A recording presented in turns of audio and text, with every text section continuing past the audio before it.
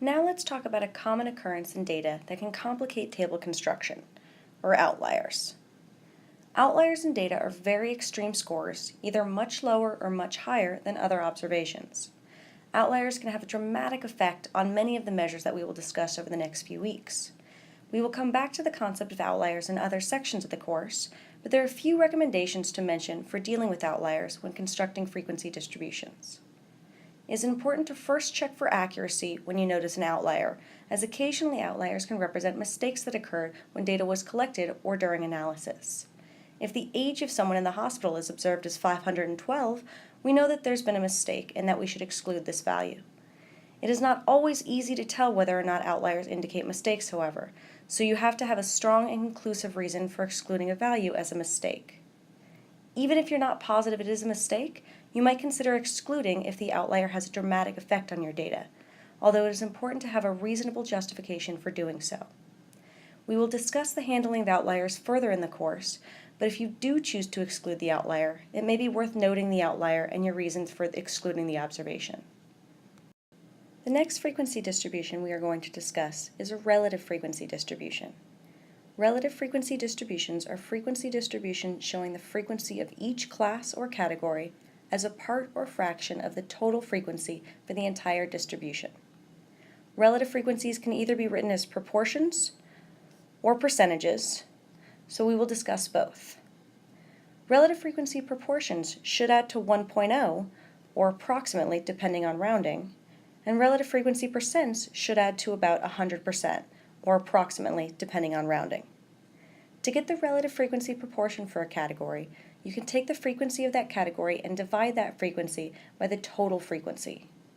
For our example, we can take the 8 observations in the 61 to 70 category of resting heart rate and divide that by the total frequency of 50 to get a relative frequency proportion of 0.16.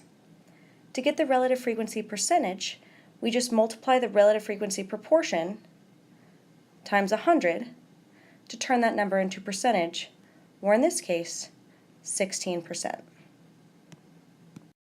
Continuing the calculations for the rest of the table in our resting heart rate example, we would get relative frequency proportions of 0.04, 0.16, 0.28, 0.40, 0, and 0.12. If you round to get the relative frequency proportions, a good recommendation is not to round any less than to the hundredths place, or 2 places to the right of the decimal. Just make sure to round appropriately. Continuing our calculations again, now for the relative frequency percent, we would get 4%, 16%, 28%, 40%, 0%, and 12%. Just like for frequencies, make sure not to skip categories with frequencies of 0. Include the proportion as 0 or the percentage as 0% in these situations. The last type of frequency distribution that we're going to discuss is a cumulative frequency distribution. Cumulative frequency distributions are frequency distributions showing the total number of observations in each class or category in all lower-ranked classes. Cumulative frequency distributions build from the lowest category up until the highest category, with the highest category having a cumulative frequency equaling the total frequency. To get the cumulative frequencies, you will add up the frequencies in that category and all those below that category. In our example, when calculating the cumulative frequency of the 61 to 70 category, we will add up the frequency in the 61 to 70 category and all categories below it.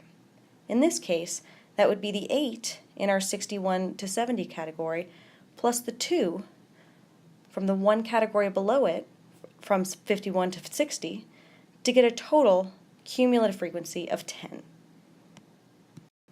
We can also calculate the cumulative percent by dividing the cumulative frequencies by the total frequency and multiplying that number by 100 to get a percentage. For our example, dividing the cumulative frequency of 10 for the 61 to 70 category by the total frequency of 50 and multiplying by 100, we get 20% for the cumulative percent of this category. The highest category will have a cumulative frequency equaling 100% or approximately 100% depending on rounding. Cumulative percentages can be useful if relative standing is important and translate to percentile ranks, indicating the percentage of scores in the distribution with similar or smaller values than that score. For example, we can say that someone with a resting heart rate of 68 falls in the 20th percentile of individuals' resting heart rate because they are in the category with a cumulative percentage of 20. Continuing the calculations for the rest of the table in our resting heart rate example, we would get cumulative frequencies of 2, 10, 24, 44, 44, and 50. For categories with 0 frequencies, you add that 0 to all the frequencies from lower categories. Continue our calculations again. Now for their cumulative percent, we would get 4%, 20%, 48%, 88%, 88%, and 100%. Note that the cumulative frequency for the highest category of 101 to 110 equals the total frequency, and the cumulative percent of this highest category equals 100%. So far, we've discussed frequency distributions for quantitative data. If we are working with qualitative data, we are often more limited in the types of frequency distributions we can construct. When we are working with non-ordered nominal data, such as favorite subject in school, we can calculate basic frequency distributions by determining the frequency of observations in each class or category and recording. We can also use relative frequency proportions and percentages, calculating in the same way we did when working with quantitative data. In the example below, the category of math has a relative frequency percentage of 16.7, indicating that 16.7% of respondents reported math as their favorite subject. While both frequencies and relative frequencies can tell you important things about the data, you should not calculate cumulative frequencies with nominal data, since nominal data is unordered by nature and there is no way to build from a lowest to a highest category.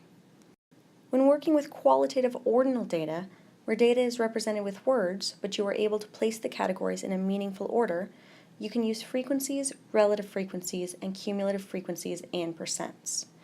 In the example below, we have the qualitative ordinal variable of education level, represented by categories described by words, such as graduated college and graduate school, but which can be ordered. Completing the calculations below, we get relative frequencies of 0.05, 0.06, 0.34, 0.28, 0.23, and 0.04. with the relative frequency proportions adding to a total of 1.00. For cumulative frequencies, we get 5%, 11%, 45%, 73%, 96%, and 100%, noting that the highest category, or graduate school, equals 100%. The last few notes I want to mention involve examining already constructed frequency distributions in reported research and results. When you are looking at others' results and assessing what conclusions to make from these results, make sure to check the range of the data, seeing how low and how high the observations or intervals go. Check the intervals, particularly to see if guidelines like creating equal intervals have been followed before making conclusions. It can also be important to check the shape of the distribution. During the next few lectures, we will discuss different distribution shapes much more in depth.